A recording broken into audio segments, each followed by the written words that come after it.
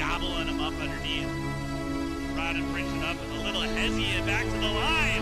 Boom, and one. Oh, good tip Great there. rebound there by Beauchamp. Wide open look for Olsen here. Back to back and bangs home a second one.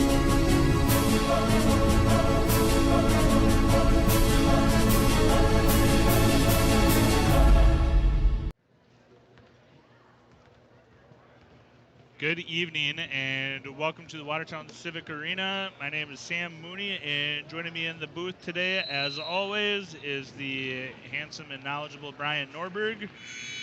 Tonight's matchup is between the 6-5 Watertown Arrows against the 6-4 Huron Tigers. We just finished up the JV game. Brian, the Arrows are coming off of a split on the weekend. Lost to Stevens, beat Central. A couple heartbreakers after that. What can you tell us about Huron? Huron's a good ball club. Young up front. Probably their two leading scorers are also they're a freshman and a sophomore in Elwine and Porsche. They have some very solid, gritty guard play to go with it. Rotation of 8. Coach Budenhagen always going to have a group that comes in, plays really solid defense, going to be physical. I really expect a very physical, old-fashioned ESD basketball game tonight between two teams that really need one. So this is a game, Sam, very important seeding-wise. I know it's early, yeah, but very important seeding-wise for both of them.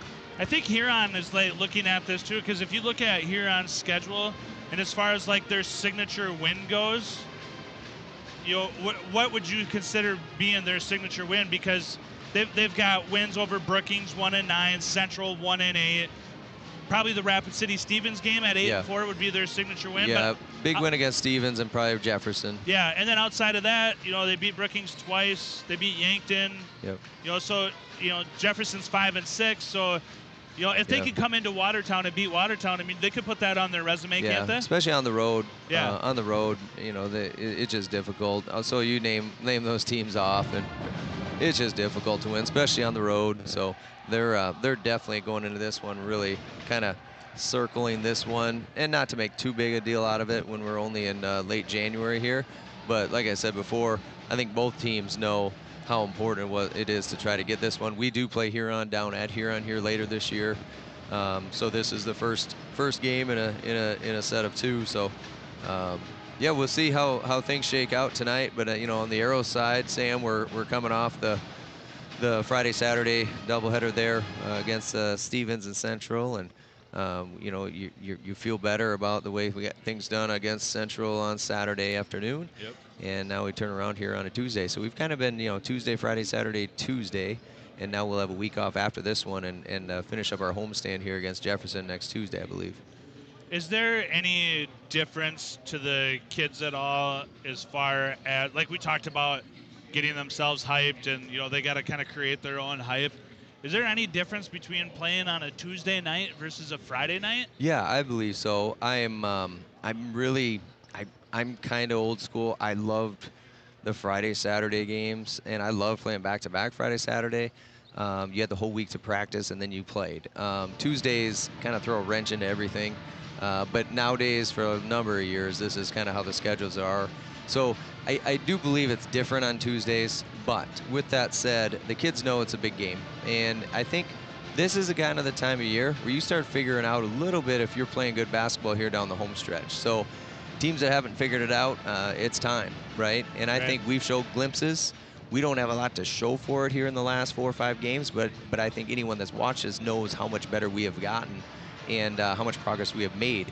We just haven't seen the result with a W. Sure. And so we got one on Saturday, and maybe we get one tonight if we put it together again. But I like the trajectory of the Arrows, what they're doing, and this is that time of year where you better start turning it on and playing your best basketball. And I know Huron is. They're coming off of 2 wins here the last week, so they are playing their best basketball, and that makes sense. They're young going into it. So early, I think they had a few struggles early, but the Elwine kid up front, sophomore, 6'8", can shoot it from anywhere on the floor, very dangerous. And then you have the Porsche kid, like I said, he's only a freshman, but he does not look like or play like one. So you mentioned Elwine. Let's talk about him. We talked about him a little bit before we went on air. He pops off on film to me. When I watch film, I watch a 6'8" sophomore guard is what he's listed as, but he could go underneath and he could pound underneath. But there was a play against Harrisburg where he comes down with the rebound. It appeared that he took 4 steps. Next thing you know, he's at the top of the key and he buries a 3. Yeah. Like, is there anything that the kid can't do? Yeah, he's very versatile. Yeah. Very versatile. Yeah. He can do it all, inside and outside, and finish at the rim, handles it well. But at the end of the day, he's got a really beautiful stroke for a 6'8".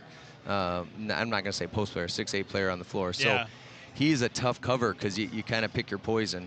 Because he's good enough and smart enough, if you cover and really try to limit 3 and run him off 3-point line, he's really good putting it on the floor.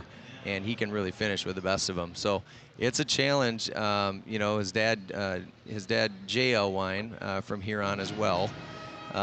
So Jay was a year older than me, and we had some battles, and he played on some really good Huron teams, some of the best Huron teams that they've had. Jay was a part of, and then his mom, Raven, is actually a Morgan. And if you know the Morgan name from Mitchell, Wes and Scott Morgan would be brothers to Raven. So he has some good basketball lineage, and if you see Jay, he doesn't look like Blake, right? He kind of is like me. He's 6'1" on a good day, and so the height comes from mom's side, and with some really good basketball genetics there in that family. And then he's got a younger brother, Miles, that will be coming up as well. We won't have to see him tonight here, not in the main event anyway. Perfect. Well, speaking of lineage, just a quick shout out to Dakota Land Federal Credit Union for being a big partner of Aero TV. Dakota Land is headquartered in Huron, and so Dakota Land does a lot for both of these schools in both communities. So appreciate all the support that they give to both Huron and to Watertown. Okay, so let's circle back to Elwine. You said it best. Like, you don't want to call him a post player because he can go outside, see it a lot, see it on film. But so what do we do to combat him? He may be the most versatile player that we've seen, right? I would think he's right up there for sure. And I think with you know, with his stature right now as a sophomore, got to be a little physical with him. That's not rocket science. Coach Budenhagen knows that. Coach McClemens knows that if we can be physical with him legally, without getting in foul trouble, just to you know, not let him get comfortable. I think you know, that's really all that means. You know, catch early. You're there early on a catch. You're not letting him get position around the basket. When he does get in on the 3-point line, maybe the goal is to run him off that 3-point line. Make him one-dimensional. Even though he's not a one-dimensional player, try to at least make him one-dimensional. But that's way easier said than done. But I think the biggest thing with him is just not letting him be comfortable early. I think against Brookings he had 30 and he got comfortable early, and it was I think they played quite a bit of zone, and that backfired a little bit because he can really stroke it. Yeah, that's gonna be the guy to watch, right? Like, if we're talking about difference makers on Huron, we're gonna start right away with Elwine. Let's shift focus a little bit to the Arrows. Who's gonna be your difference maker tonight for the Arrows? Well, with the Arrows, we don't always know. I think we've talked about the solid play by a lot of guys, and that's why we've had success in the terms of showing improvement, and we are harder to guard than we were early in the year. We do things really well. We use each other well, but I think, you know, I just see on the screen, it just flashed that Cohen's up to 12 points a game. Yeah. I think, you know, the first part of the year he's at 6 to 7 points a game. Yeah. You have Jake on any given night that, you know, he's at 9 points a game, 8 points a game right now, but he can score 20. Well, we got 4 that are at or just under 10. Yeah, and that, I'm telling you, Sam, that as an opposing coach, that's scary. That makes it very difficult to game plan too much or too heavily on any one individual. And of course, we got Dylan that's either creating a lot of those shots or creating shots for himself. And we had good bench play. Sorry. He'd love that. Yeah. Brody off the bench. Brody Torgerson was really good here this weekend for us, both games. And look for Will Engstrom tonight, okay? Let's look for Will Engstrom tonight. I love his confidence that he's playing with. Let's get it going with Will a little bit, where he's on the verge of breaking out. I really do believe that. And a lot of it just confidence, right? So Will's got that capability, and we need it. We need him. You know, we already have 4 guys right around that double figures. You throw him in with a double-digit scoring night, and we become very difficult to guard. But it's going to come down to energy too. We come out, we got the energy early, but I think this game, judging by our JV game and sophomore game, they were little chippy. Yeah. Little chippy. Yep, Not in a for bad sure. way, and not either team. Both teams, though, you know, not that we dislike each other by any means, but there's just a competitive streak there with Huron Watertown. I know over the years there's been battles both here and down at the Huron Arena, which may be the two best venues in the state of South Dakota. We love our arena here, and I love Huron Arena down there. It's awesome. There's definitely something to be said about the physicalness of the sophomore game and the JV game, and expecting that to come over into the varsity Yeah, game. there are just some nights where you just kind of got a little bit going, but I think it's the kids realizing it's a big game. Yeah. Well, and like you said, I mean, I think you said it. Yes, it's only January, but you know, these games all matter, right? Like, there's not really one that you can afford to lose. Yeah. Like, there's not just a throw-in gimme No. in ESD basketball. Kind of with all of AA, they're feeling that way right now because of the parity, and I think Huron and Watertown fit right in the middle. We know we've let some get away, but boy, you could throw out any name and they could feel like they're right in the mix. So teams are playing for seeding. I think now is the time of year teams and coaches start looking a little bit, but it doesn't matter. You got to take care of business that's in front of you and control what you can control. And tonight, both teams have that opportunity. Real quick, while we have a break, Carla Willett says, "Hey, Brian." Carla, she's my buddy. Carla, she is a longtime Arrow fan. That girl, going way back. Carla does not miss an Arrow game. Hi, Fantastic. Carla. So, speaking of Carla, we'll just get this out of the way now. If wherever you're watching from, or whoever you're watching to support, shout us out on YouTube there in the chat, and we'll get you. We'll shout you out. Next time Brian sees you, he'll give you a crisp high five. Yeah, absolutely. I feel like that's probably fair. We like to hear it. Talk to us about Budenhagen. Coach Bud, my wife asked me here today during the lower level games how long he's been coaching, and I don't know that. Someone from Huron listening could chime in with that. Coach Bud's a fixture in Huron basketball. I don't think anyone's going to argue about that at all. Both programs, girls and boys, and has done an amazing job. He is one of the best coaches the state has had. He truly loves coaching the game of basketball. He loves working with the kids. Otherwise, he's not still doing it. And I think he also knows he's got a really good young team that's only going to get better and better here the next couple of years.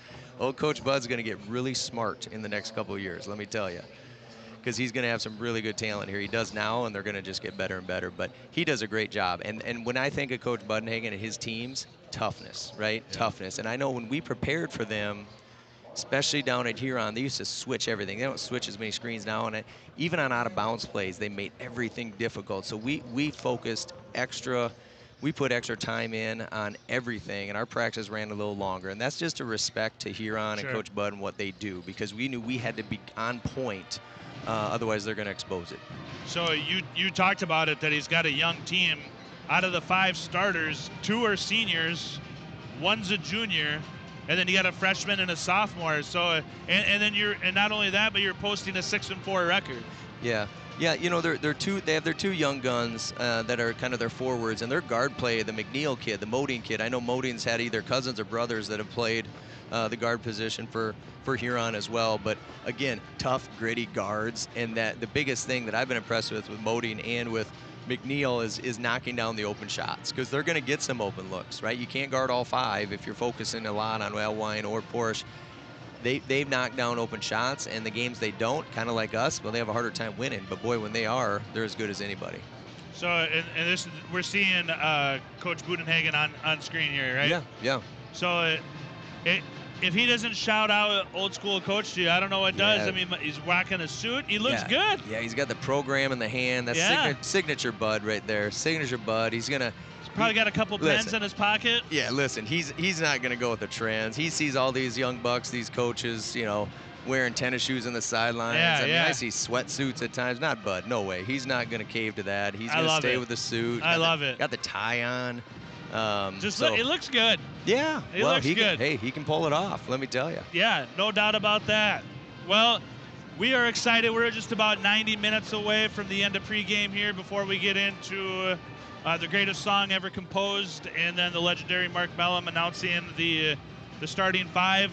So Watertown again, 6-5, easily could be Let's not even talk about it. Okay, fair enough. We don't even want to talk about Fair it. enough. We are who we are. Here And we we're got 6-5. That's fair. That's a good NFL quote there. John Sneddon chimes in and he says started coaching in 1986 and 87, and then Troy Forbush said Bud started coaching in 87. Wow, Troy So, Forbush yeah, lives in Huron, Yep. Watertown Arrow. Watertown native. Yeah, yep. Troy. Shout out to Troy Forbush and family. Shout out to Troy's Green Bay Packers, who played a phenomenal game. A little, not gonna lie, a little bummed that they weren't able to pull it out. Yeah. But J Love did his best Brett Favre impersonation there at the end. Really? Yeah. Throws it across the body, across Yeah. the field into like I think quadruple coverage. somehow they have another good quarterback for the next 15 years, though. As a Vikings fan, it's a little frustrating to see Love be pretty good. That is a blessed organization. Yep. That is for sure. And speaking of blessed organizations, the Arrows here are doing quite well themselves. It's exciting to see the basketball program above 500, and in every game, right? Like I mean, they're not getting even the ones that they're losing. They're far from getting blown out. When I say hey, we are who we are. Yeah. I'm we just the record is what it is. But boy, anyone that's watched this team, I think everyone could say, hey, this is a fun group to watch, and they really do it together, and that's why it is fun to watch them. All right, we are going to take a quick pause, turn it over here to Bellum, the greatest song ever composed. We'll do the starting fives, and then we'll be back for tip-off. Officials for tonight's game: Luke Anderson, Aaron Entringer, and Scott Deutsch. Positive treatment of these officials will be expected at all times. Failure to do so could result in removal from this event. Athletic training services and care of our athletes are provided by Prairie Lake Sports Medicine through certified athletic trainers Michelle Lighthizer and Jeff Hochschild. Arrow Care, close to home. Now at this time, we would ask you to remain standing for the national anthem. Please show proper respect to the flag by removing your hat, stand at attention with your right hand over your heart. Veterans and active duty personnel not in uniform may salute the flag. The anthem will be performed by the Watertown High School Band under the direction of Austin Fordham.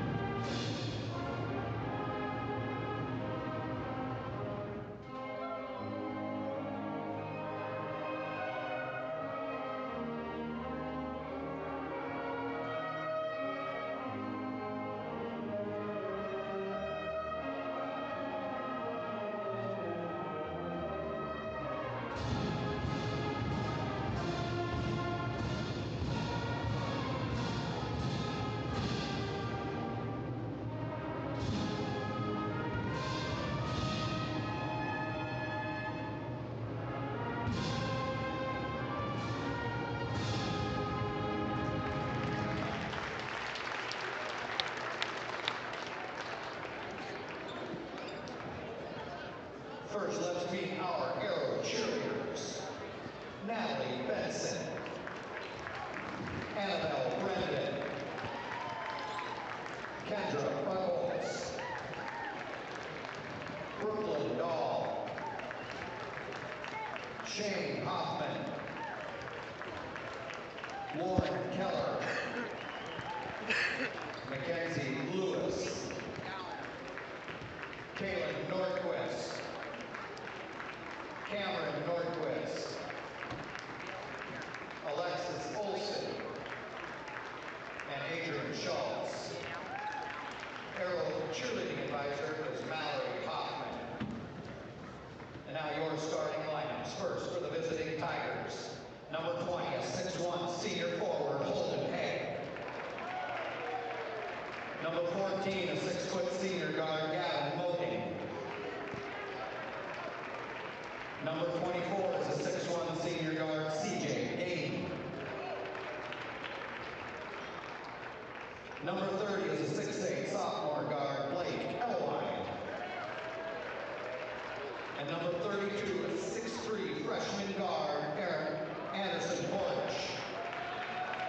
Assistant coaches, Jim Noyes, Spencer Staley, Bryce Anderson. Head coach of the Tigers, Tim Buttenhagen.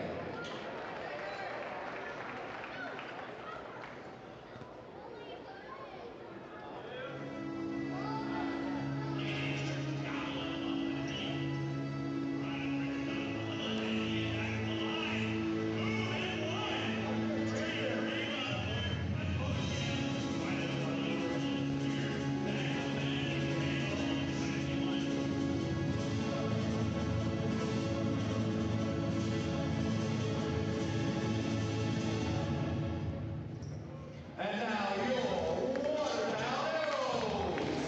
Number 4, 6-foot senior guard, Dylan Ryan. Number 5 is a 6'3" senior forward named Caden Bojam. Number 10 is a 6-foot senior guard, Cohen Cranes.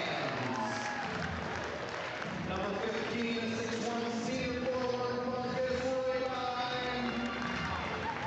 And number 20 is 6'2" senior forward, Jay Wilson. Assistant coaches, Parker Schmidt, Zach You know, Brian, I hate to beat a dead horse, but does it ever get old? No, no. Love the intro. It just flows better and better. Now we're good at it. Before, we It was a little had to choppy. go a little choppy. Now we're good at Yeah, it. it was a little choppy early on, but Credit to all involved. man, I tell you what, shout out to the parents of the basketball squad for having the ideas and making it happen, and Ryan Remmers coming up with the music and the hype video. And I feel like even Bellum's a little more jacked for this one. Bellum's even gotten better with. Let's not give Ryan too much credit. He did not pick the music. No way. Well, that was the boys, the fellas. That's fair. That's fair. Yep. Don't throw it backwards. All right. All right. How many tips have we won this year? We are underway. Geez, it's got to be just a handful. So it'll be interesting to see on the other end the matchups here. Going to see who Huron matches up with us, vice versa here. We got Elwine on Crayon, so as Rodden takes the first shot of the game, Elwine comes down with the rebound. Over under 10.5 rebounds for Elwine tonight. Yeah, he should be in that ballpark, no question. We're gonna see a lot of number 24 CJ Gainey too for Huron. We didn't talk about him a whole lot, but he can be a ball handler for them. You're gonna see he passes really well too. Gainey does. Yeah, he's really solid. I really like his game. If you leave me open, I'm going to hurt you making shots, but he doesn't need to take a lot of shots to affect the game. One of those kind of guys. It's a deep one from Blake. Yeah, we see it right away. That the other thing with Elwine that we really didn't talk about, he is a fearless shooter. Yeah, I think he's got a great shooter's mentality. Cohen Kranz gets us on the board for the first basket of the night. Cohen picking up where he's left off here last. I think Cohen likes home.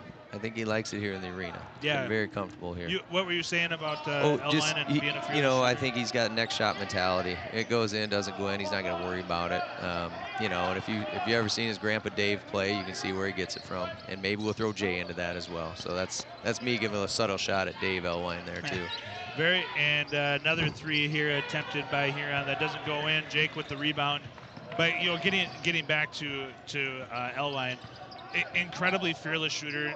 He will shoot it from any part of the court at any time with anybody in front of him. And he doesn't. I never feel like he's hunting, only for his shots either, though. I think he knows what he brings to the table and his ability. So a nice move there by Porsche down the lane here. That's a freshman. Yeah, really good looking. Really player. uncontested too. Yeah, really good looking player there. As a coach for you, great shot by Jake as he kind of falls away there. As a coach, what's it like coaching young kids with that kind of talent? Well, it makes you a lot smarter. I will tell you that. A lot more things work for sure when you have guys like that on the floor. But everyone's different. Everyone's different. It's really fun. Sometimes you have to convince them how good they actually are, and other times they have supreme confidence, and sometimes you got to kind of scale them back. But they're all different. There's all sorts of makes and models that are great players and for different reasons. Nate Clark chimes in. He says, Norby, best volunteer youth basketball ref in South Dakota. Well, How let me about tell that? you. Well, Dustin Flatt and I refed a very high level 4th grade scrimmage, Watertown versus Millbank last night at the middle school. I didn't see you there, Sam, but I was actually in Waverly last night. And like I told the Watertown boys after, despite the coaching of Nate Clark, they played pretty well. Sure, Really good job. No, well, Nate does a great job. Shout out to Dustin Flatten too. He's doing a lot of good things for our community with active heating. So yep, good guy there. Absolutely. Big advocate for Watertown basketball too. For sure. As Cohen just misses. Yeah, you missed some riveting basketball in Waverly last night. Yeah, I bet. Yeah, girls team still looking for that first win of the season. Yeah. Can be tough.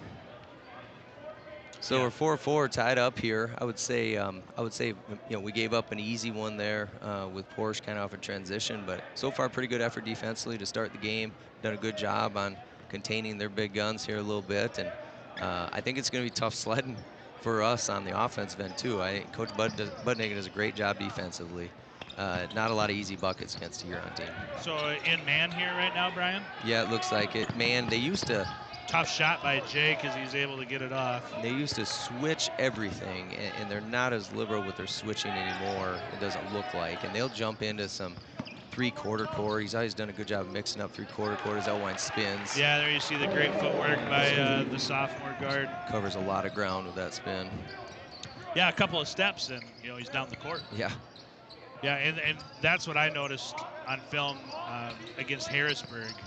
Was just that. I mean, just a couple of steps. Beauchamp gets one underneath for an and-one opportunity as he gets his first points of the day. Yeah, Evans slid in there. We didn't announce him. Evans and McNeil. Did McNeil start there? Did he not start? McNeil started. He did. Okay, yep. Him and Modine and Haig, right? Or no, Gainey, Gainey did. One of those two didn't start then. 12 and 14. One of those two didn't start because Haig started. Yeah. And I had that wrong. I don't think Gainey did. Yeah. Okay. Oh, good. We'll figure it out. Yeah. Beauchamp going to go to the line for one. He's shooting just over 58%. That'll increase the free throw percentage for the year.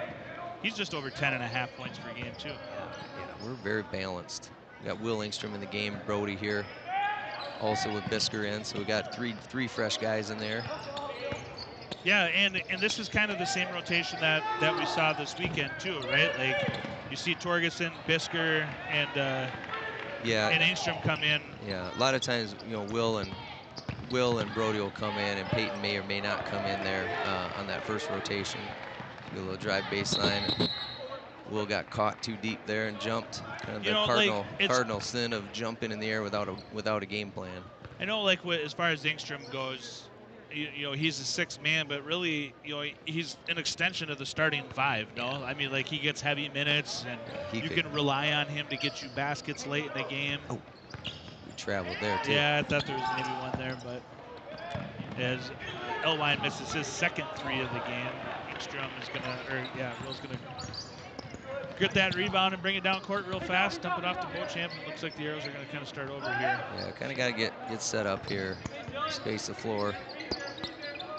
Yeah, we're 5 minutes into this quarter, and we've seen one shot from Rodden as Beauchamp puts one up. Nice basket by Caden. Good sign for the Arrows for Caden to get started early. Yeah, if Caden's hitting from out there with 6'8" wingspan and it's right in his hand. Yeah, it's always good. It's a tough shot. Like to see any guy get started off early, but especially Caden. I just think it builds his confidence. Tough runner there by number 32, Anderson Porish. We're going to be calling his name quite a bit. Good dump off by Rodden to Engstrom for. I maybe got a little ahead of myself right there. Let me tell you, it can't go in any further and not stay in the hoop.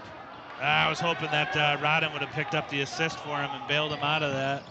This is what's tough with Elwine too. He'll Great get the rebound pass and by Elwine. He'll just get it and go. I mean, he'll a lot of times just bring the ball up the court.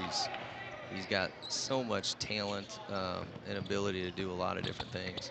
And this Huron team, they pass very well. They're speaking of passes very well. Come on, see Bisker. If Bisker gets Bisker gets a green bean. Yep. First one of the year for Bisker. We've been waiting for Bisk to knock one down. It's been close.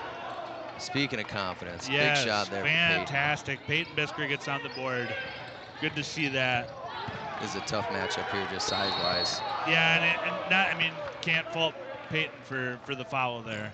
Make him earn it. Yeah, that's a. Instead of just giving it up, make him get him at the line. With that lineup, we're going to have a tough matchup on either Elwine or Evans or Porsche. We're going to have a tough matchup. We're just undersized. We got some different guys coming in here. Well, even with Rabine and Jake. Even at the free throw line right here, I mean, just look at the height discrepancy between Rodden, Elwine, and Bisker. So Porsche hits his first of 2. You know, and that's another, like, we've given a lot of love to Elwine, and rightfully so. But Anderson Porsche is no slouch of his own. Well, especially as a freshman. I tell you, it's a scary combo for the next 2 years. Yeah. After this year, it's a scary combo. Yeah, when Elwine's a senior, yep, and Porsche is a junior. Yeah, for the rest of the state, I don't think they look forward to playing those guys a lot, but good for them. Yeah, 2 really good-looking players. Yep, for sure. Well, and from the sounds of it, I mean, it couldn't be coached by a better guy, right? Yeah. Oh, he'll get the most out of him. Yeah. He'll get the most out of him for sure. Let's see if what the Arrows can do here to answer. Torgensen sees Bisker in the corner, just can't get it over quick enough. It's interesting. You know, we've done a nice job with the three-quarter court. They showed a little three-quarter court pressure. Did a nice job breaking it. Didn't get us off rhythm. Then twice now we've driven baseline with no success. And I'll tell you, as we get Jaker on a foul there, Huron's always done a great job of forcing you baseline. So, Sam, you get it on one side of the floor, they want to keep it there, and they will invite you. And I always used to say, don't take the bait. Don't take the bait because it's going to look like it's there. But their help defense, as we watch the driving lanes, more than any team we played this year, they will close driving lanes faster and they'll rotate quicker than probably what we've seen. Is that a staple of Budenhagen? Yeah. Like, I mean, that's like that's a philosophy of his, something that he coaches. He coaches it and coaches it very well. And they've just stuck with it, right? And that's who they are. You know, if you play Huron, that's what you're going to see. He does a really good job with it. Jake gets on the board with his first green bean of the game. Good to see Jake out there getting hot right away. It's a good start for the Arrows here. Yeah, anytime that you know we got guys hitting threes and you know and contested, you know those that was a very tough shot. See Elwine here goes right by Peyton, and Peyton's going to get a hand on him. They're going to call foul on Bisker. That'll be his first, correct? I believe that's his first. Second, Peyton's second. Peyton knows, and Peyton came in, did his job. He came in, did his job. Yes, he has 2 fouls, but he has 5 to give. Knocked down the open shot. Yeah, Peyton gives pretty solid minutes off the bench. Really good to see him get on the board. Design play for Elwine here, do a good job of stopping that. You know, Caden Beauchamp has done a really good job against taller opponents. Yeah, he's had a couple tough assignments, hasn't he? Yeah, I mean, the kid from Brookings was 6'8". Yeah, then Junzi, white woman from Stevens. He did a really nice job there. We let Blake get by us. Fortunate that he misses a bunny there. Kind of dodged a bullet there. I think Bud might be telling him just dunk that one.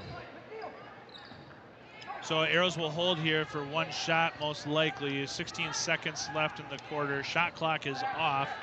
Rodden's going to be patient at the top of the key here. I'd like to see if we can knock one more down here as they hold on to a 15-10 lead as the quarter winds down. Jake gets a 3 at the top and buries one. Buries a green bean right in the direct. I don't even want to say it. That was fantastic. Let's do a little replay here. This is nice. Real quick before we go on break. Dylan. Good find by Dylan. Jaker stepping up, bam. But you know what? That's really good defense by Elwine there to hand on hand, right? Yeah, no, sometimes good offense beats good defense there. And Jaker, sometimes when he shoots it, you can tell when it leaves his hands, he knows whether it's in or not. If you watch him, he is very good. You can almost tell if it's going in before it does. He knows it. When it comes off right, he knows it. Yeah, and that one. So at the end of the first quarter, the Arrows are up 18-10. And if you're Coach McClemens, could you have asked for a better first quarter? 3 threes on 3 of 3 shooting, right? Did we miss one? No, we're 3 of 6. It looks like we're 3 of 6 for 3. And 7-13 from the field overall at 53%, holding Huron at 40%. They're 0 for 5 from 3. That's not going to hold. Right, You know they're going to make shots, but right now, hey, for the first quarter, that's a good start for the Arrows. Who missed the threes? I don't recall. Will had the in and out. Will had the in and out. And then Rodden had the one off of that. Yep. And I don't. One other one. And then Rabine, I think Rabine had one as well. Well, that's a fantastic way to end the first quarter. Great defense there by Elwine, and but like you said, sometimes great offense beats great defense. Shots are falling tonight. It's good to see it. Yeah. Now second quarter here. We got to keep it together here. Second quarter. We've had some good first quarters, Sam. Yes. At home, we've had some good first quarters. We got to keep it together here second quarter. Get a travel called there on Anderson Portis. Traveling epidemic. I'm telling you, I watched from 4 o'clock on today. I even asked some parents, am I crazy? Well, don't answer that. Don't answer that. Far from it. Okay. But we've talked about it pretty frequently over the last several games, and it is an epidemic. I've just noticed it more and more at the high school level, middle school on up, the amount of travel. Jake's going to attack the basket here. Does a good job of kicking off. You're going to get a foul on Elwine there. I like Jake's aggressiveness. I really like what Jake has done with this game. At the beginning of the year, I felt like he was a little tentative to go inside. He wanted to play, around the perimeter, stay in that three-point area. And lately, the last several games, his game's really matured, and he's not afraid to take it underneath now. Yeah, I think I've seen a little confidence in him that he did have for another big one. Cohen Kranz with the step-back green bean.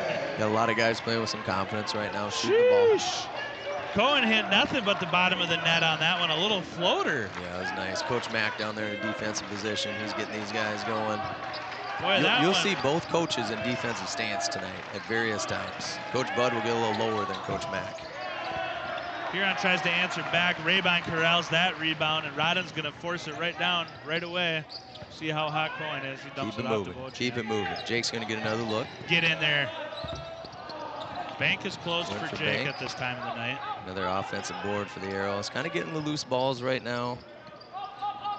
If we score here, might get a timeout. Hey, Rodden buries a green bean of his own.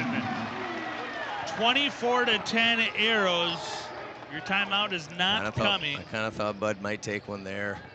Sometimes as a coach, you're a little stubborn. You don't want to. See if let your guys play through it a little bit too. I thought maybe we could get one there, but the call does not go the Arrows' way. That's going to be a foul on the Arrows. Plenty to give. That's their first team foul. 6 minutes and 17 seconds left in the second quarter. Arrows are holding on to a 24-10 lead as Anderson Portis goes to the line. You can see on the screen, he's a 56% shooter. 6'3" freshman guard. Talked about him a lot. Good player. Yeah, he's a load. He's going to be more and more of a load. Checking in for the Arrows is Torgensen. Grandpa, Coach Murphy up there in Aberdeen. If you know anything about high school, South Dakota basketball, and Coach Murph up there, longtime coach with Terry Small, coach with Brent Norberg up there, and various others with Roby, I'm sure, as well. But just a great guy. Real proud of his grandson, I know that. And he's a good one. I was going to say, I mean, you should know a thing or two about Aberdeen coaches, right? Yeah, I think they might be out in Pier tonight. 24-11 Arrows, 6 minutes left in the second quarter. Arrows are just shooting the lights out tonight. Yeah. Just got to keep hunting good shots. I just think we're all playing. We kind of have them on a string a little bit, offensively here in the last number of possessions. Jake with the step back fadeaway of his own. Caden Beauchamp brings down the rebound. Almost throws it away. Fortunate. Tell you what, the Huron, it does have quick hands. Like I've noticed that in the 3 or 4 games that I watch. They get into lanes real fast. They cause quite a bit of turnovers and quite a bit of steals. So the fact that we're shooting this well in the perimeter is really good to see. Yeah, some old boards have led to some buckets for us as well. Rodden takes the mismatch to the hoop and grabs one. He tried to sell it a little bit. Yeah, he was asking for the foul. Old Deitch didn't bite on it. No. And I think probably a good no call there. Yeah, I'm okay with that no call there. Kids have gotten better and better. They watch a lot of NBA. They try to sell the foul a little bit more than they used to. Another nice move. And good job by Jake. That's a tough shot. Yeah, I mean, everything's really contested. I like the push early.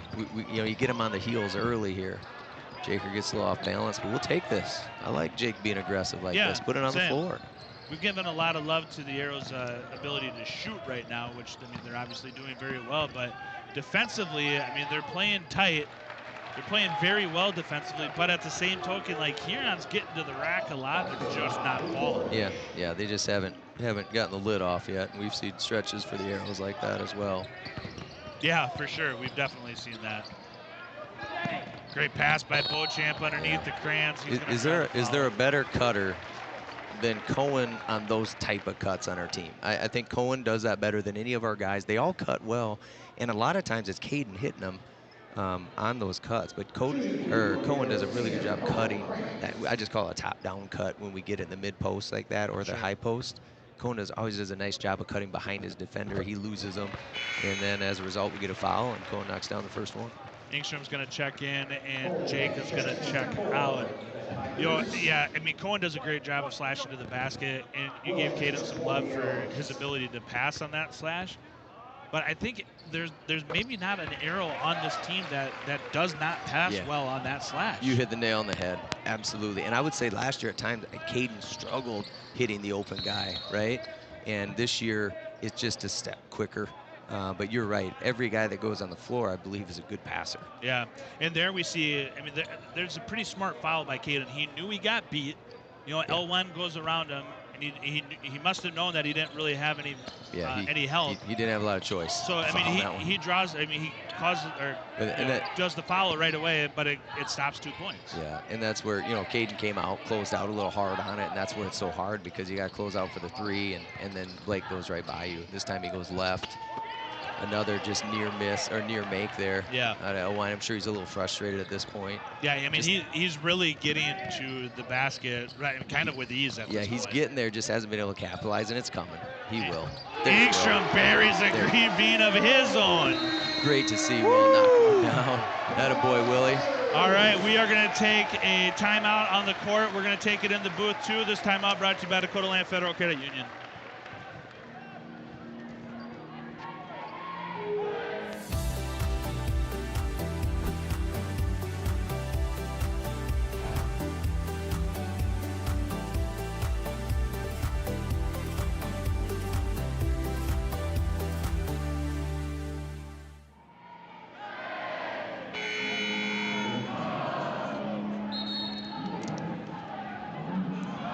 All right, and just like that, we are done with break. Arrows are shooting 66%, you said?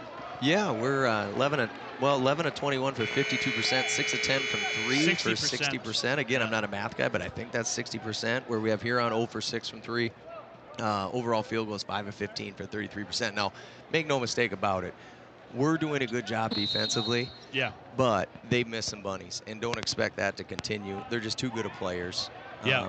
So they're going to get some shots to fall here. We just got to keep doing a good job for the Arrows here, just making it tough. Don't give them easy ones. A little bit of a mismatch here. Yeah, we got. What do I give Torgy? 5'7"? Do I give him that 5'7" on 6'8"? Well, we'll give him 5'7". All of 5'7". Great defense by Rodden, but he's going to get the foul. And McClemens is not happy with that foul at all. Yeah, who's the kid in the purple? They about punched him out accidentally there. I'm worried about McClemens' shoulder at this point. I'm always worried about his Achilles tendon. We had an injury a couple years back, so any quick movement down there out of him, we all worry about it. Well, I'd love to see it if we have that replay. I'd love to see it as he makes the first of his free throws on the shooter's roll. Took a couple haymakers there in frustration. Maybe not the replay of McClemens. I'd like to see the replay of the foul. Oh, I thought we wanted to see that. No, I think we're good there. Okay. But I would sure like to see the replay to see it. I felt like he got a lot of ball there. Yeah, I think it's a foul. I just when I saw it live, I thought I didn't have a lot of question on it, but to be fair, we're 11 billion feet away from the court. Yeah, so once again, we have great angles on this stuff. Yeah, absolutely. We haven't missed a call all year. Yeah, that's a fact. And we can hear really well up here too. So 31-14. Arrow's doing a good job of swinging it around, attacking the baseline, you see what kicking I mean? back out. You see what I mean? Like they invite you to go baseline, we got to be careful. Just don't get it, catch one dribble, catch one dribble. You always drive me nuts. You play teams that pressure you a little bit because they always do a great job with ball pressure, and then they're forcing you to do a side. Don't catch it and dribble every time. And then that's where we see, like, short clock, 5 seconds, 4. Hopefully Dylan recognizes he does get one. Tough green bean by Rodden as he step backs, pump fakes, and then buries one. And then just like that, Elwine takes it to the rack. Doesn't take long, does it? I'm telling you, man, it's 2 steps and he's there. I know, and I think Marcus, had to do over again. Marcus ran up on him. After our made basket, he ran up on him, and the energy's great, the effort's good, but hey, let's not run up on him when you're 70 feet away from the basket, and then he got going downhill, and he's tough doing that. I think what we're seeing too is, like, there's some celebration going on a little bit after the shot. I mean, are we transitioning quick enough? Well, let me tell you, yeah, if we are celebrating, it will be addressed. Yeah, get back. And I know Coach McClemens talked to, I just heard him talking about the fact they can get it up the court in a hurry. Yeah. And so there's no time to celebrate. Kids like to do that now, and I don't know if we did there, but whatever. I think Marcus just ran up on him, and they were going the wrong direction. Yeah, and I'm certainly not calling out Marcus by any means. No. Just as a general. You're right. And even in basketball in general, not just the Arrows, but at high school level, I mean, we see that. Tough shot there by Engstrom. Great. Boy, the Arrows are just doing a sensational job on the offensive glass. Just seems like we're getting multiple cracks at it every time down the floor at this point.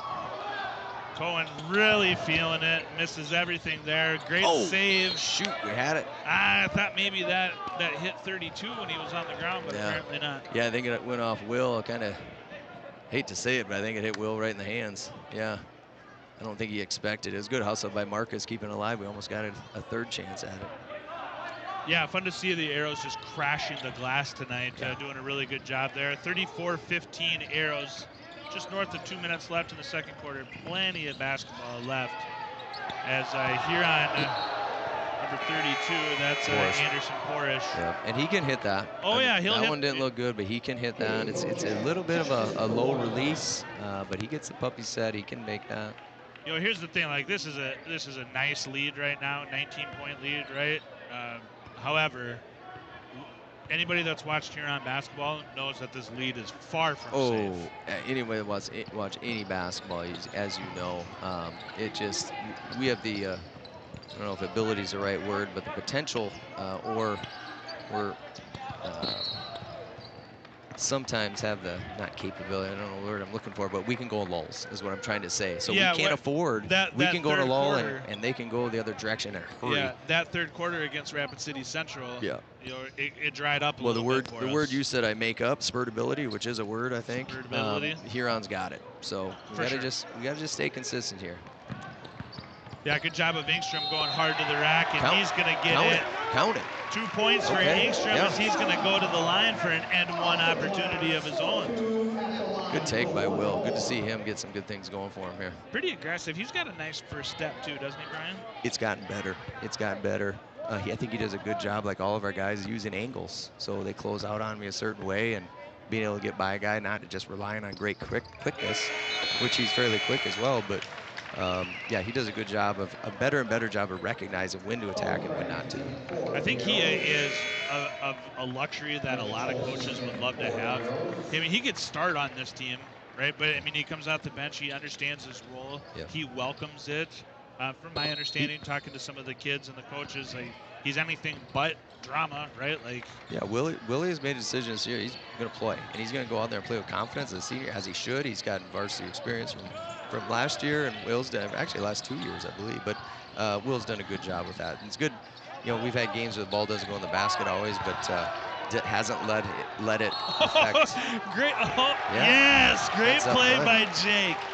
That might be in contention for play of the year. I mean, as he's in the air, he gives it back. Play a little hot potato. Yeah, that was fantastic. Smart play by Jake. He's got golf coaches up in the top row there, his future golf coaches from SDSU in the house tonight, along with some SDSU basketball coaches as well. Former Arrow Tucker Wookie, sorry. Hunter's his brother. Tucker Wookie in the house. Fantastic. GA on the SDSU basketball staff. Arrows are going to try to close out here with just about a minute left in the half. Got Mitch Olson in the game. Commanding a 37-15 lead. Angstrom gets linked blocked. By Elwine there. Yeah. And then just with a few steps, there he is. Yeah, there's an offensive 3. foul on Elwine, number 3.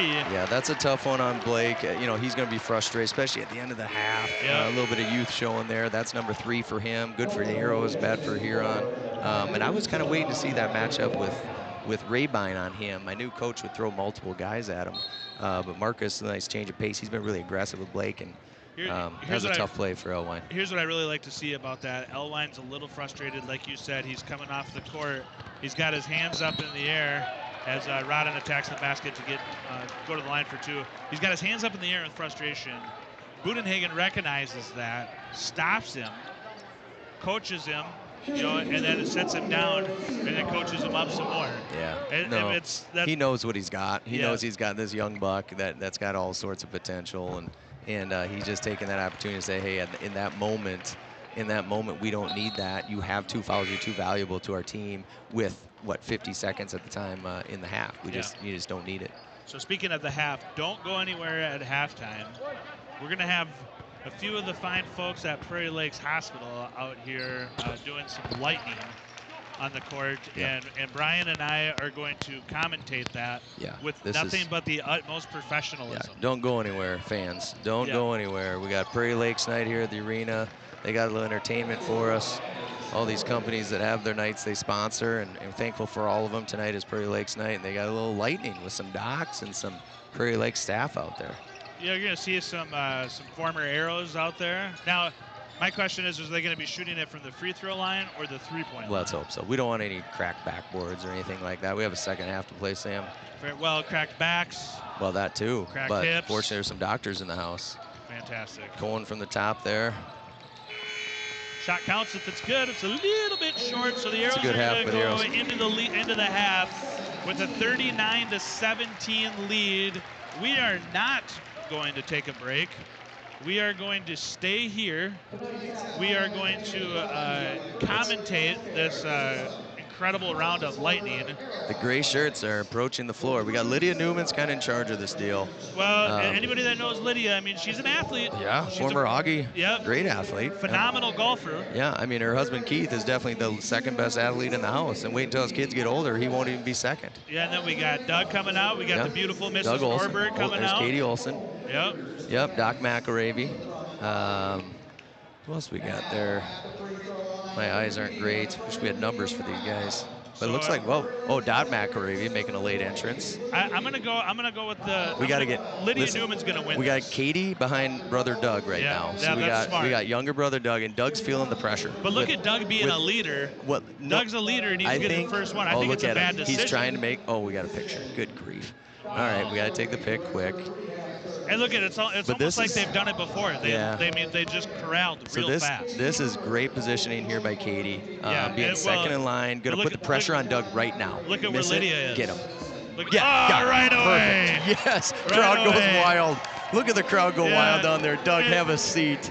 Right away, first Katie shot. Feeling great about things. See, I told you, that's bad strategy by Doug. Well, I don't think he had a choice. He got bullied into it, and proud husband moment for me. But there. For sure. Now, let me tell you, I love Doug. Doug's been my primary care doctor for a long time. He's a great guy. He's super intelligent, super smart. Let's kind of stop there. But I question his decision-making skills when he's the first one to go. I think strategically, it was not given an option, or he just took the challenge. Now here's my winner. Here's Lydia. Yeah, Lydia. Stroke looks pretty good there. Yeah, she's done it before. Gets the rebound real fast. Crowd's really dialed in here. Katie, another bank shot. She found something. She found something there with a straight-on bank.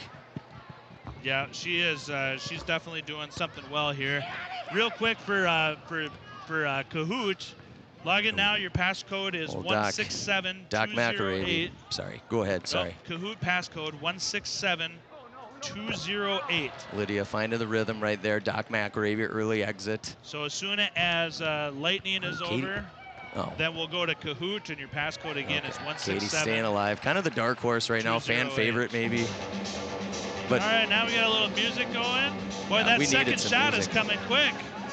We needed music. Dot looking to knock this guy out. Oh, Oh, airball by that's Dot. tough. She rushed it. And Lydia's going to get Pressure on Dot, former Huron Tiger. Lydia's She's got the yeah, hometown there's crowd Lydia. here. Lydia, I told you. Dot looks a little winded. She's out. Yeah, she's out. Katie, another bank shot. She's really in the groove at this point, and in better shape Here than a lot of Lydia. the other contestants.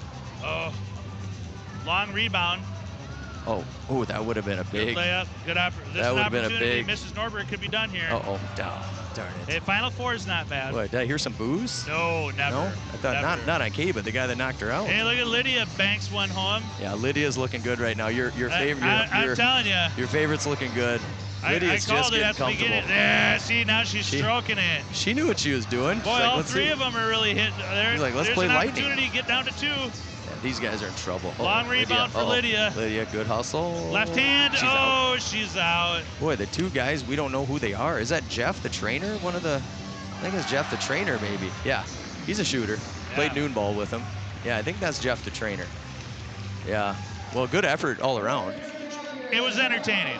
It was good effort. I love that Dr. Olson had to sit and watch the whole thing. Yeah. He lasted a total of 5 seconds. Yes, absolutely. But a heck of a doctor. But yeah, fantastic doctor, a better person. But like I said, I do question those decision-making skills. Yeah, I don't think he had a chance. Where is your strategy in yeah. that? Well, did his sister just bully him into that? I think that's what happened. Yeah, she is the older sister. Another picture, I think that's overkill at this point. How about Kahoot? Here we go. Oh, wow, we're just going to jump right into Kahoot. I like it. All right, you know what? And I haven't even been force-fed the answers today. So this is all going to be organic here. While we got time, shout out to Joe Mauer and Todd Helton for getting into the Major League Baseball Hall of Fame. Dot Groves, McAravy, and Radina Hansen, now Johnson, teacher at intermediate school, were on that team also.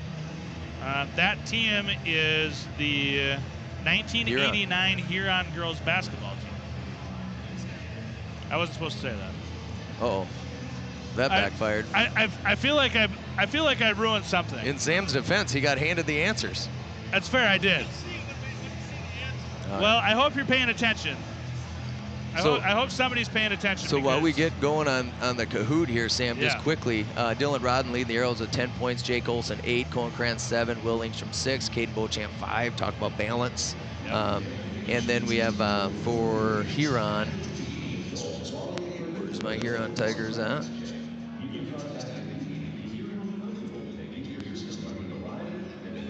And you can kick me off the mic here once we get going with You are good. Looks like for Huron, we got Parrish with 10. Parrish with 10, next leading scorer with Elwine with 3. We have Haig with 2, just not a lot of scoring for the Tigers there in the first half.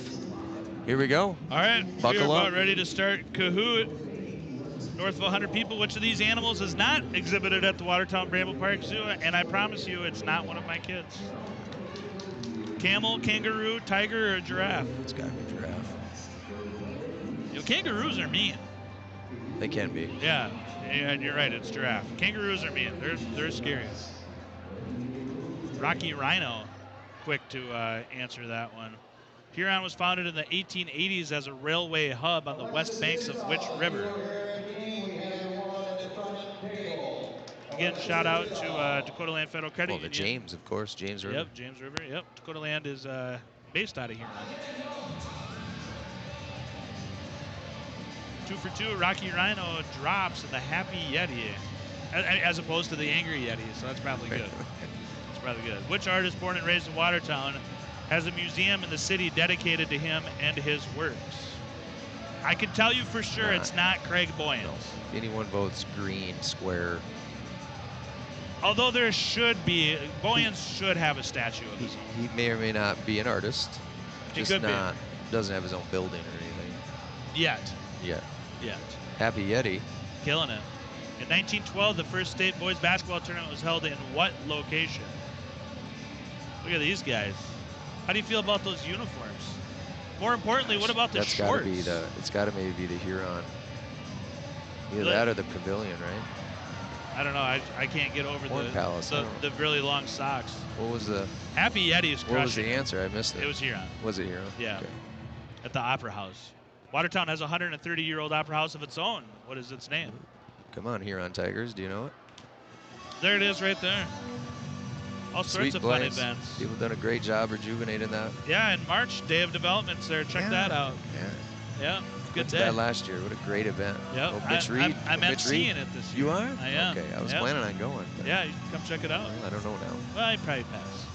Who's the only U.S. president to visit twice? I promise it's not John Kennedy. It could be George Washington. It's gotta be Barack. Yep. President Obama was here twice. Once on a campaign trail, and then once, of course, when he gave the commencement speech at LATC. Yeah. In 1989, the Huron girls basketball team won their only state title. Who was their head coach? Oh, look at that guy. Oh, no. That's a solid mustache. That is awesome. And that's definitely a plaid shirt with a tie. That's nice, too. Oh, Amy Burnett days. That I believe. That's yeah, Budenhagen. I don't want to blow any of the next questions, but yeah, that's a Bud. That's a great pick of Bud.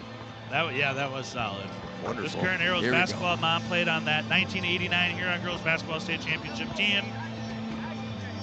Look at that squad. Oh, it's not circle, but it yeah, I think we got triangle there. Yep. Yeah. That's the Stacey mom of Bennis. Emery Three, who's probably in Huron watching Emery right now. Yeah. Shout out to the great Threes. athlete. Amusing. Good people. Obaka. Dot McAravey, I believe, is on that team as well. Speaking of past champions, this current Arrow boys basketball mom won a basketball title in 1993. Oh, I know this one. Yep, I think you do. I think you know this one pretty well. What number is she there? I didn't see her on the bench. Number 12, I believe. Katie Norberg. Yeah, I think that happened at Watertown in the arena. Great crowd. This place was hopping. Great crowd. Kay McDonald says, hi from Par Hump again.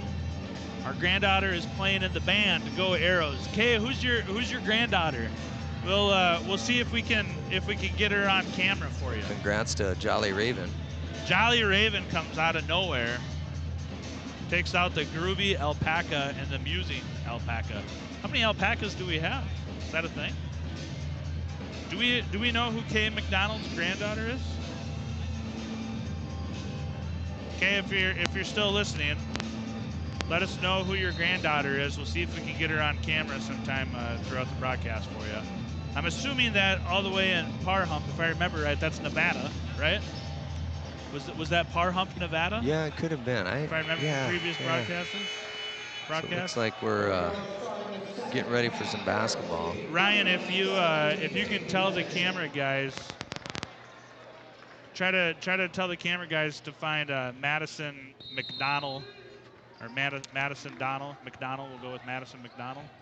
See if they can find Madison McDonald. She's part of the band.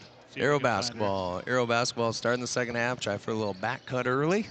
Not there. Defended well. Off we go, Sam. All right, back to basketball. Start of the second half. The Arrows holding on to a 39-17 lead. 0-0. 0-0 at halftime is what coach is telling them. Hey, guys, you played a great first half. Who cares, right? 0-0. Tough way to start as we turn it over. Slips right through the hands of Rabine. We didn't see a lot out of Gainey. Did he step out of bounds there? Yeah, geez, good rebound there by Porish. Didn't see a lot out of Gainey in the first half. No, we really didn't. He had that steal early. He's quick, too. Yeah. Gainey is. Yeah, looks like a good athlete out there. Kind of dodged another bullet there. Gainey had a great game against Harrisburg, and some of those fancy passes and court vision and whatnot that we were talking about a little bit earlier. Saw quite a few of those from Gainey. Yeah. As you try to see Cohen try to thread the needle there. Hands up, Crayons, you're in trouble, 3-on-1. And again, just another bunny doesn't drop. Oh, at this point. If you're Budenhagen, like, you're getting to the rack, you're doing everything that you're supposed to be doing. Yeah, Coach Clemens going to call one here. Just not getting it to fall. Early timeout. I don't think Jake had the option to go get a drink of water there. Yeah, early timeout. Yeah. That's one of those where the coach meets you very early on the court. And, yeah, you can see it here. Two reasons for that. He wants to get to his players as quick as possible and maybe get a little separation from the crowd there, just to have some rather stern conversations with them. I think Coach Kranz is kind of chiming in there. Not the optimal start, fellas, but good news for the Arrows, we dodged a bullet both times on the Yeah. turnovers. So what's he upset about? Like, what's he frustrated with right now? We started the half with 2 turnovers. Yep. Yeah, that was pretty. Yeah. And they were both lazy. They were both just, unforced turnovers. We kind of handed it to them. So, yeah, great time out there. We have we still have 4 left. So, kind of regroup, fellas, and let's get back in the rhythm of things here. Yeah, I think I agree with you. A good timeout gets everybody kind of calmed down a little bit, and he can get his message across. Well, and then now the boys just got to execute. Yeah, and why do you work so hard in the first half and then come out in the second half just because you have a lead and play like that early, right? It's just frustrating. Like, guys, you worked too hard and did too many good things to start the half that way. Good job by Jake getting his paws up there to knock that one away. Tough pass, though, right? I mean, that's a short window to try to squeeze that one in. Yeah, I don't know if it was Cohen or who guarded the back cut, but Jake did a good job of stopping Cohen Parrish. There. Oh, boy, maybe we had an opportunity. That's a tough pass for Caden all the way across the court, though. But Cohen was streaking to the basket. Oh, they could have got his 4th there very easily. Could have got a jump. They'll call the jump. Well, they called the timeout. Yeah, I think Blake got away with one there early on the catch. He could have maybe got his 4th. Yeah, so let's talk about that real quick. So is that something that that the kids are mindful of? Is McClemens talking about that, saying, hey, Elwine's got 3, go after him and try to get the 4th? Yeah, I mean, as you see there, Beauchamp's posting them up, right? So we're going to go at him typically. And sometimes that backfires a little bit. You start trying to do something you're not typically doing a lot of or good at, and you're trying to do it for the sole purpose of drawing a foul. As opposed to scoring. So you have to be smart about it. Just don't let it take you out. I've seen that happen where you're trying to take advantage of something, it takes you out of rhythm, right? So yeah, you want to go at him, though, especially if you can put the ball on the floor when he's guarding you out in the perimeter at all. Yeah, it's an interesting. It's interesting to hear that. Like, is that coached in practice? Like, this is how you go and get the foul. Like, you're trying to get the foul and not the points. Well, typically, if you're just strong with things, you're going to get the fouls. You kind of coach more in practice how to use your body and be a strong player, and the fouls come. Another loose ball there going to the Arrows. Carla Willette asks, she says, hey, Brian, do you miss coaching the Arrows? Yeah, Carla. Yeah, she's a good fan. Carla's a good fan. Yeah, she says she's at home in Watertown. Tell her, I think Carla's got to know that up here I make no wrong decisions. We have a lot of right answers, Sam and I do up here. I get to watch some good basketball. This is all right. Nice take by Caden goes up strong, but just the wingspan and the height of Elwine makes it tough to go up there. It's going to be a 2 from Elwine. He's going to go off the glass there. Shot clock will not reset. Elwine gets another opportunity. Spins and puts a floater up, and he's going to draw the foul on Jake. He did a nice job of drawing the foul there. I think in some ways you could say that Jake did about everything right. But I think Blake did a nice job of drawing the foul there. And that's what you got to do when you're struggling, because right now he's struggling. Yeah. So good idea for him not to settle for that next jumper. Instead, put it on the floor, get to the free throw line. We had 2.5 minutes go in the quarter before we get our first points. Shout out to Jolly Raven, who was the winner of Kahoot, who is also the talented Rosemary Bellum. Oh. Nice job, Rose. Yeah. Yeah, very nice. Now, I believe Rose was on that state championship team as well for the Arrows. And also head coach of the state championship volleyball team. Absolutely. From He's a great job with the volleyball program. And just a 10 out of 10 person. So back to the Arrows here with 5 minutes left in the third quarter, still holding on to a 20-point lead, but yet to score in the third quarter here. Jake passes on the 3 and kicks it across court. Great drive. Oh, boy. Oh, so he gets the body. Up top, it was great, but he got on the body. And that one, I feel for Blake Elwine there. I mean, he did everything right, and basically Cohen's lower half, runs into his body. Blake did nothing wrong there other than go straight up and down with his body. That's a tough one. And I get why the ref called it. But in all reality, I don't know what else Blake does other than get out of the way. because Cohen, just the way he came in, it just clipped his lower body and it's foul. Well, yeah, and he had two hands up there and gobbled him up. Yeah. You know, like, I mean, what else is, I mean, instead of just stand there and put your hands up? Yeah, he basically not even, the only thing he could have done is Keep his hands down? not leave the ground even. Yeah. And even then he could have get called for a block. So just a bang play for him as he just stepped over and helped and made a really good play and got a foul call on him. Yeah, he's pretty frustrated right now. Yeah, it's been one of those nights to this point. A lot of game left. Yeah. Sometimes, for the other guys now, your leading scorer goes out and the other guys step it up a little bit. They find a little something. You don't want to live that way, but at times it can kind of spur on everyone else. Good job of the Arrows causing a turnover there. And there was a perfect example of, Engstrom underneath there. Kept his feet planted, hands straight up in the air, and caused the foul. And Beauchamp just draws a foul there too. Yeah. Huron is clearly they're a little frustrated. They're a little frustrated right now. Visibly frustrated. We had Modine on Caden's back, and what I like to see there, Caden using his big body when he had a mismatch there. And I think there's been times maybe he wouldn't have done that. The ability to use the body when you do have a mismatch, and Modine had no choice but to foul there. Yeah. We still got to get some buckets here. Some good things going on, but yeah, we gotta continue to score. I mean, drawing these fouls is never a bad thing. Diane Rodden says, watching again from Evansville, Indiana, go Arrows. I talked to Senior Rodden, Dylan's dad, and Dave. Yeah, I talked to Dave, and Dave said that I believe the Evansville, Indiana folks, the Roddens there. Nice. As Cohen Kranz just continues to stay hot with another green bean, increasing the lead 44-19. But Dave said that the huge supporters of Dylan and the Arrows basketball program. They watch all our broadcasts. So shout out to them. Appreciate you guys watching all the way from Indiana. Good job by Caden corralling that rebound. How about Cohen? How about Cohen Kranz? How good is he right now? No, he is. He's so efficient with it all too, Sam. Just every time he touches it, he's doing something good with the ball, and it's just really fun to see that confidence level grow and just the assertiveness that he's playing with. And we've talked about a lot, but it just continues on. So, boy, we're a lot better. We're a lot better with Cohen playing like that. Rodden, speaking of the young man, it's an opportunity in the corner there. Just misses. Great job by Rabine. Tell you what, at this point, again, a lot of game left, and Coach Bud is over there thinking, what else can go wrong for the Tigers right now? It's just one of those nights. McClemens is going to love that on tape. Yeah, that was great. Great shot by Engstrom too. Little midi there in the paint. So right now, Huron, a little bit right now, looking a little discouraged, a little depleted,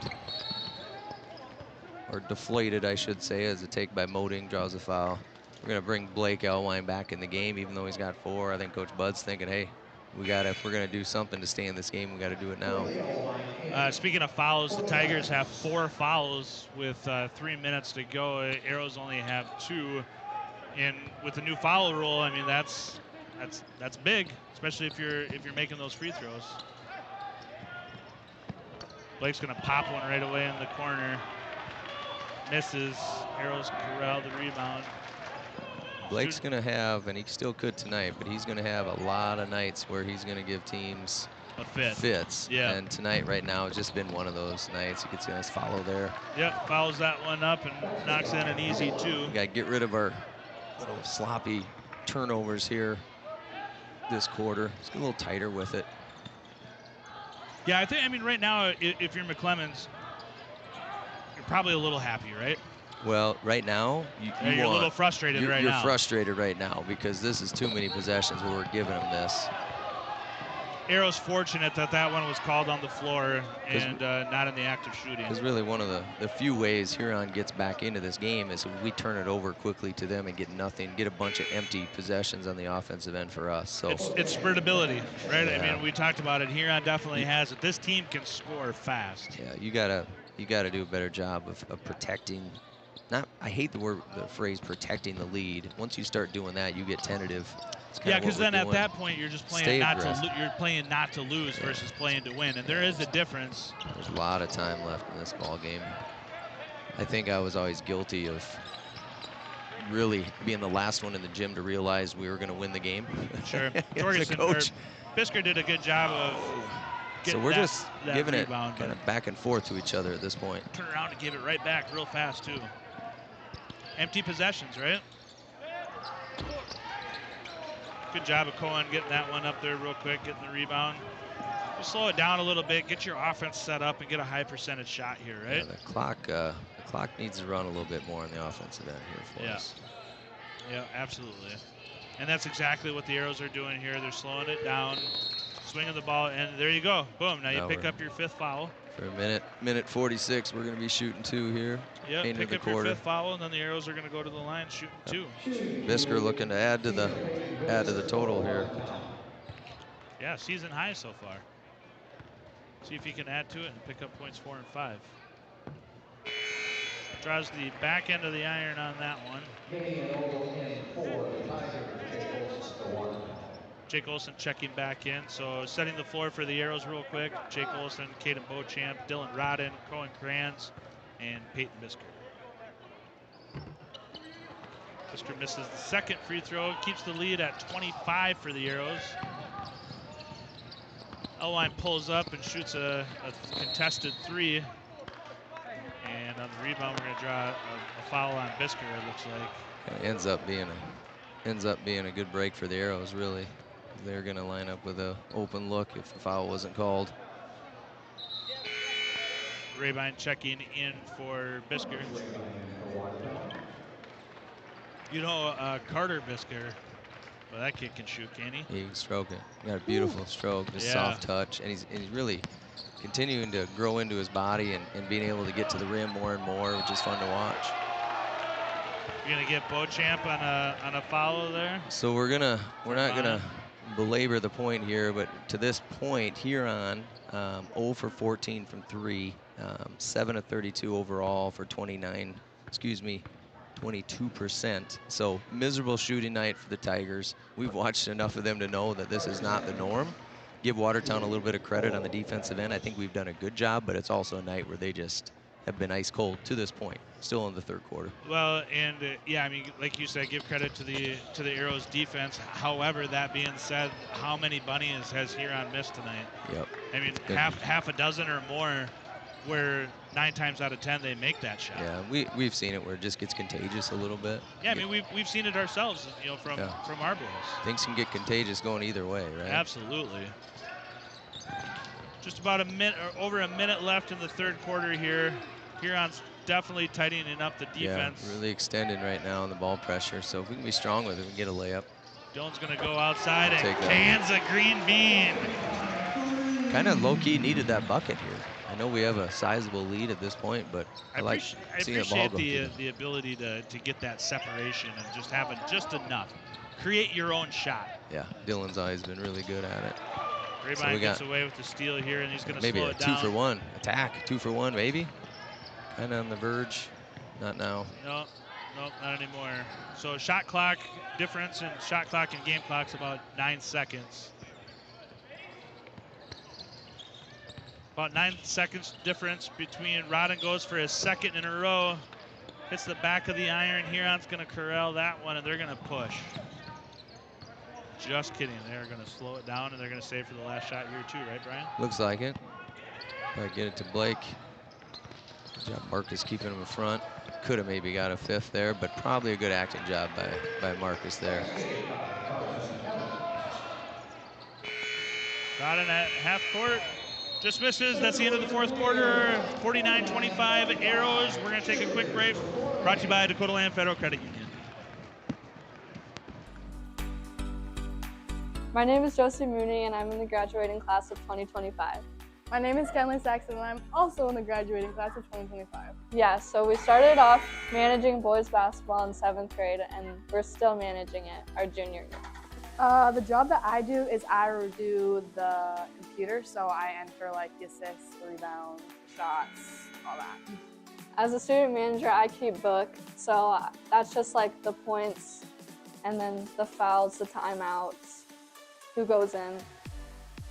My favorite part of being a manager is you're really involved. Like you get to go to every game, you get to go to every away game. You're really involved with everybody. probably the bus rides and just like interacting with everyone. My happiest memory is probably the trips to Rapid, like the hotel, the bus ride, all of it's fun. My favorite memory. Performance too. Sure. All right, we are back, and Matt Roby says, you guys do good work. Maybe a local sports podcast in the future. Well, looks like Matt's our first guest if we do it. You know, there's a lot of things a guy could talk to Matt Roby about. Talk about talented individuals. Absolutely. Quick shout out here as Huron gets another look at the basket. Jeez. Quick shout out to, Yellow Duck in the Kahoot at halftime. Turns out Dan Gabriel is Yellow Duck, and for some reason I get a 9th place notification that he got 9th place. So Dan Gabriel wants a participation ribbon for getting 9th place in the Kahoot. Good job, Dan Gabriel. You know, it could be worse. We're handing out. He could have got 10th. Yeah, he could have. Top 10, Dan. Yeah.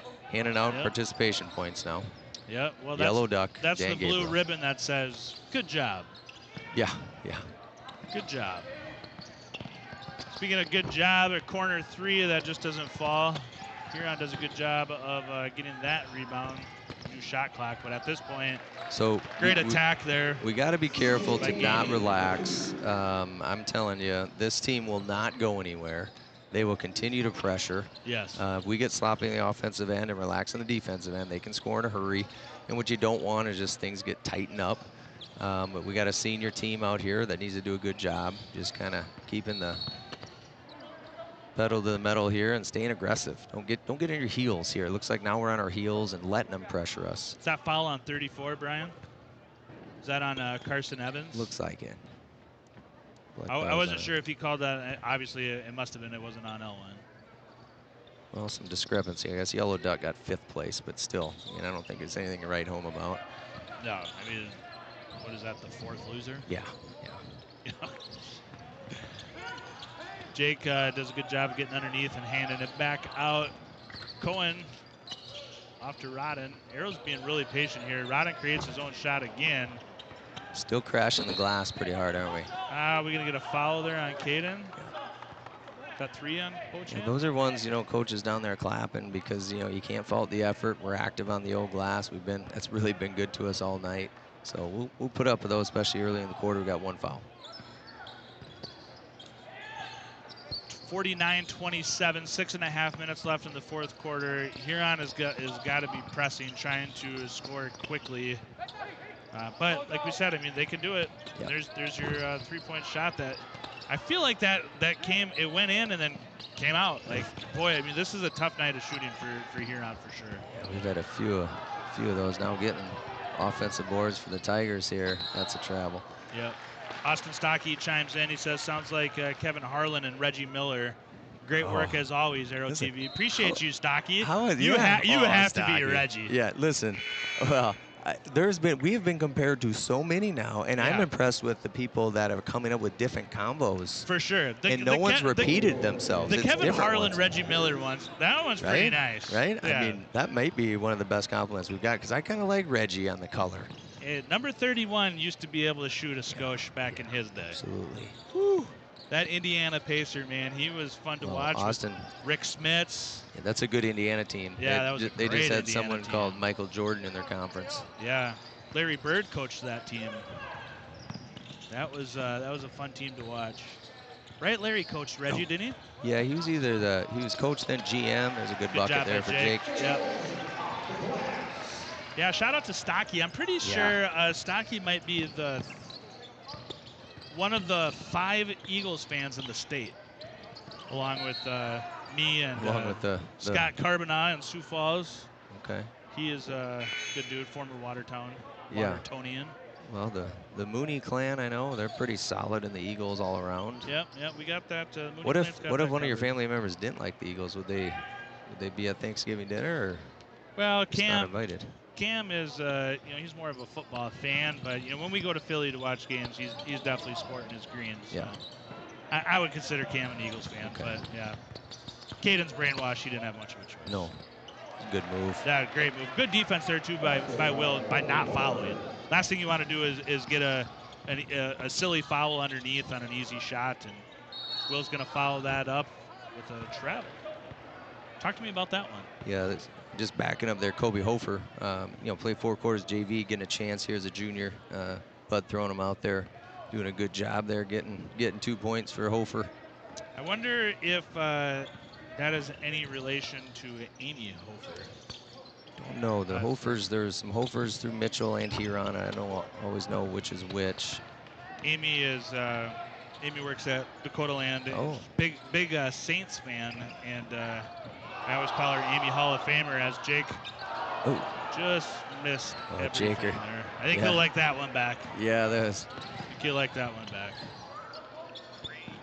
51-29 Arrows, as that 3 is cashed in by CJ Gainey. We'll see if that foul is called before the shot. Yeah, they're going to call the foul.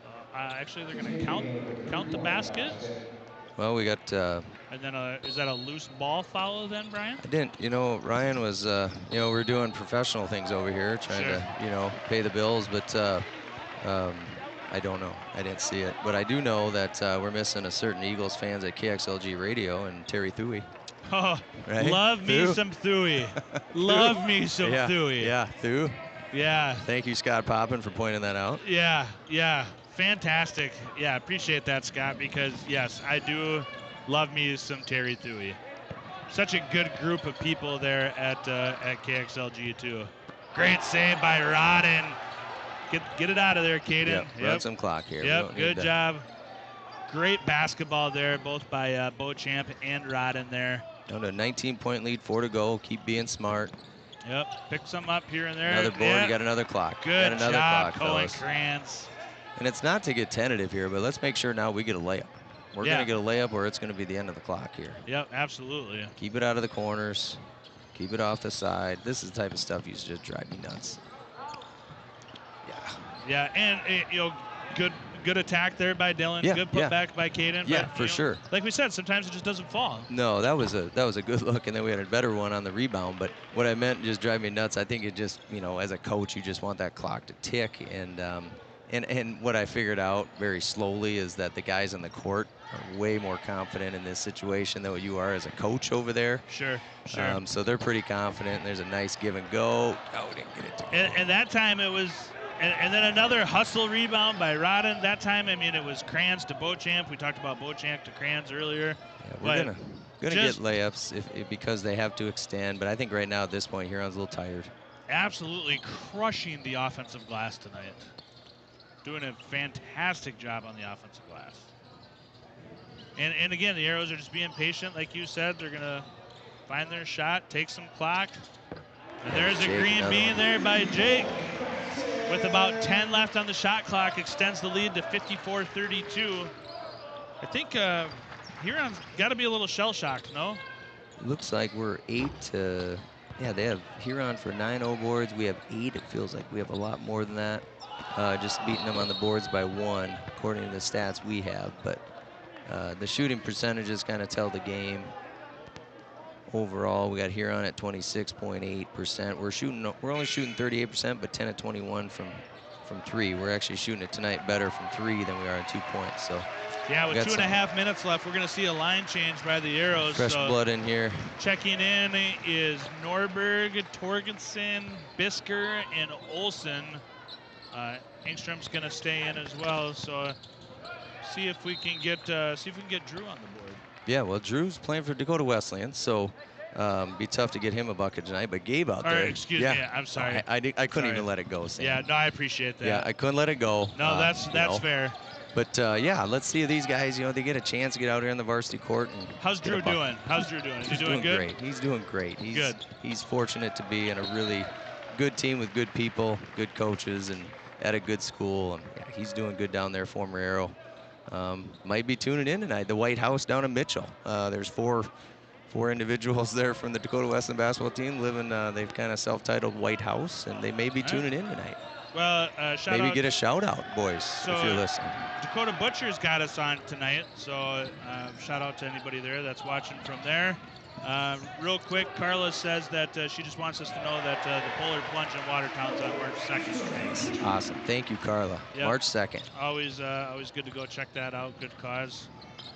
Nice. While we're winding down here, normally we give this our production crew some love post game. Let's do it in game real quick. Carter Miller, class of 23, the technical director.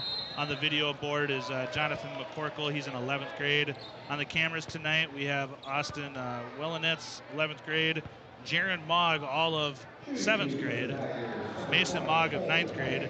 And yes, Josh, we love you and we appreciate all you do. Had to throw that in there. Kyle Gall, class of 2008 on the camera. Replay is Austin Thompson, class of 2015, and producer Ryan Remmers. Yeah, I had an opportunity to visit with Austin Thompson before the game today.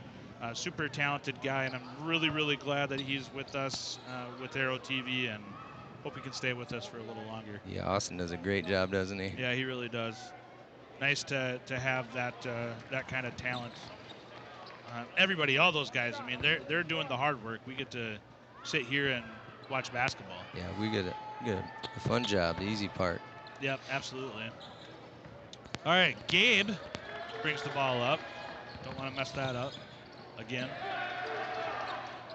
You can tell every time that Gabe gets the ball, the arena gets a little louder. Yeah, he's got some buddies in the front row. Yep. They'd like to see number 3 get a bucket out there, I think. Nice cut by Mitch. Fan favorite. It's got to be Arrow's ball. 18 seconds left on the shot clock. Minute 12 in the fourth. Arrow's 23-point lead. Safe to say that they got this one wrapped up. Yeah, I think at this point, coach can sit down and relax a little bit. Yeah, and he's not. Just a fun night for the Arrows. Probably our most complete game of the year. I know Brandon Valley was really good as well, but at home for sure, this is our most complete game. Will with another one. Engstrom buries a wide open green bean, kind of puts the blows out the candle there, huh? Willie. Great night of shooting. Yeah, and that shot, I like to see that shot just for Will for the future. Keep that confidence going. 5 of 8 tonight, 13 points for Will. 3 guys in leading us in scoring with Engstrom, Rodden, and Olson, all with 13. Cohen Kranz with 12. So any night you get 4 in double figures, it's a good night, and you're going to be fairly hard to guard. There's a very small discrepancy between shot clock and game clock. Probably going to hold it here. Yeah, just kind of throw it up at the end. So Arrows are just going to throw it around a little bit, wind down the clock. They're going to improve to 7-5. Huron Tigers are going to drop to 6-5. Like you said, I don't think anybody was predicting this kind of outcome. No, I thought it'd be a battle. And next time we play them, we'll go down there. It'll be a different story down at Huron Arena. They'll be ready to go. They're not going to shoot it like that again. So it's always a kind of a combination. Yes, we did a lot of really good things. Tale of two teams here tonight. We shot it well. They did not. And we'll see them again down at Huron. And we have Tuesday now. We get a little break. The guys get a little break here, which is good this time of year. We're going to take we got Jefferson. Sorry to interrupt. We're going to take a quick break. Brought to you by Dakota Land Federal Credit Union, and then we'll come back and Brian and I will sum up this game here, and then we'll talk about the Arrows' next game and next coming events on Aero TV. Where we're here to help you find the best deal in town. We have the largest truck inventory in Northeast South Dakota and the best selection of cars and SUVs too. You'll get the best price the first time and the best selection. So stop in today at Sharp Automotive Group.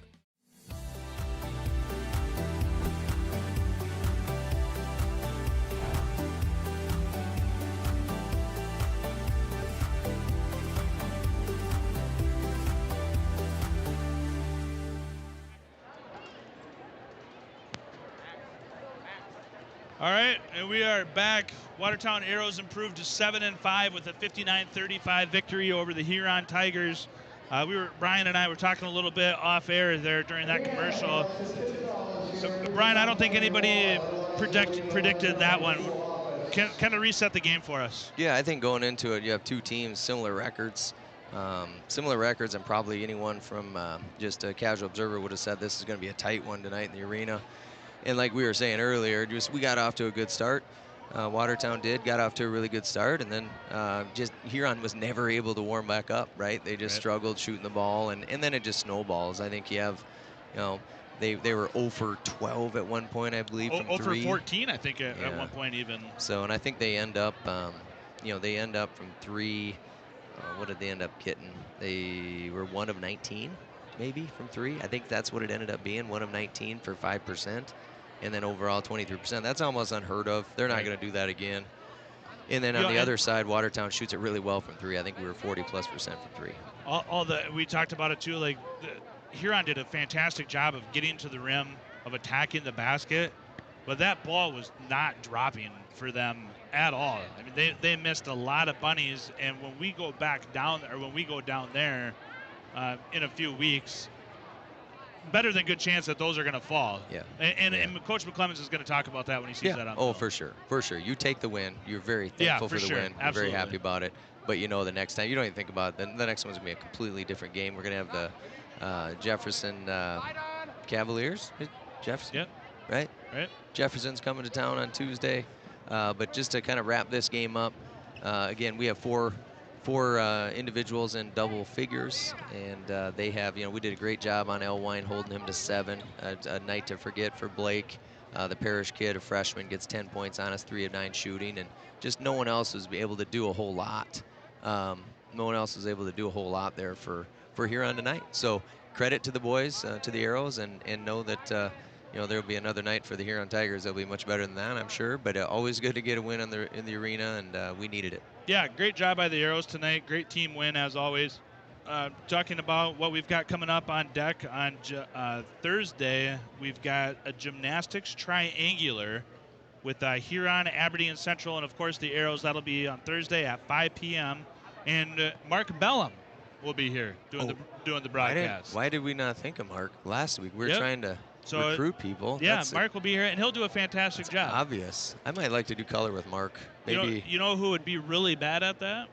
You and me. Yeah, absolutely. Yeah. I could do color with Mark. He would yell at me for saying stuff that made no sense at all. Absolutely. But but no. And rightfully so. Hey, rightfully so. No, Mark will do great. That's awesome. So Bellum will do great, and then on Saturday we've got the state qualification gymnastics ESD meet. I think we'll have 9 teams here. So Saturday, January 27th at 2 p.m. And then on the mic for that, doing the broadcast, is Caitlin Mack. Caitlin Mack Stephenson, I think she's. Yeah, sure. She's a state champion gymnast. Yeah. All-around champion, and then she also won state beam, and then forgive me the loop-de-loop guy. The bars, uneven bars. Yeah. Yep. Well, she's one of the all-time greats. Yeah, and not only in Watertown but the state. Yeah. So she'll be here and she'll kill it. She'll do a fantastic job of explaining what everything is. And then somehow or another, they trusted me enough. I'm going to do some in-crowd interviews on Saturday, and I'll get some interviews with some of the athletes. There she is, right there. Yeah. Yeah. So she'll come in and she'll kill it. I look forward to meeting her and getting an education on all things gymnastics. Because I don't know the difference between a backside gainer and a front loop-de-loop. That's diving. The gainer might be diving, not gymnastics even, but that's I could be wrong. Yeah, well, I know I am. We'll leave it up to the experts. Yeah, and I'm far from one of those. Diving, gymnastics, I don't know. Well, not my alley. Anyway. Stick with football and basketball. Yeah. Well, some would say I shouldn't even do that. Right? What do you do? We'll see. Anyway, that's that. So Thursday gymnastics, Saturday gymnastics. It'll be great for Arrow TV. Arrow TV gives you just about a little bit of everything.